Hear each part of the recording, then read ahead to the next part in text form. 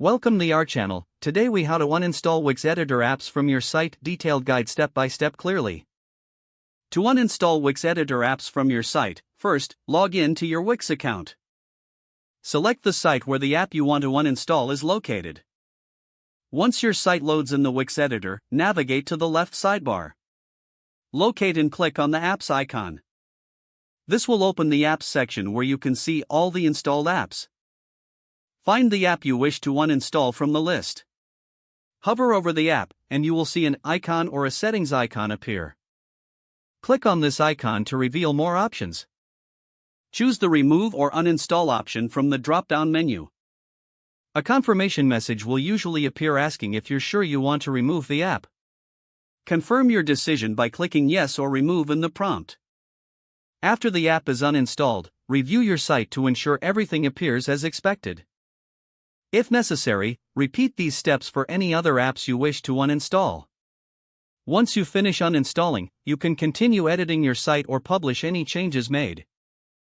If the page does not load, refresh the browser or try again in a private or incognito window. Make sure you are using the correct email address, then retype it carefully to avoid small typos.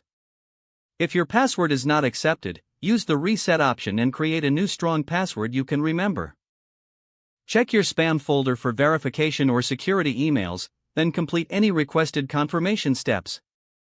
Enable two-factor authentication if available to improve account security and reduce unauthorized access risk. After signing in, review your profile details so your contact information and settings are accurate and current. If you see an error message, note it down and try again after restarting your device and internet connection.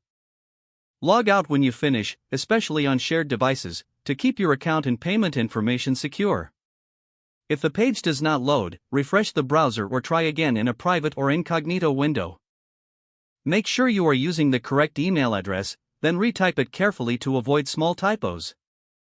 If your password is not accepted, use the reset option and create a new strong password you can remember.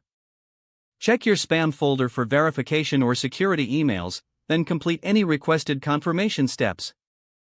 Enable two-factor authentication if available to improve account security and reduce unauthorized access risk. After signing in, review your profile details so your contact information and settings are accurate and current. Don't forget to like this video and subscribe to our channel for more step-by-step tech guides.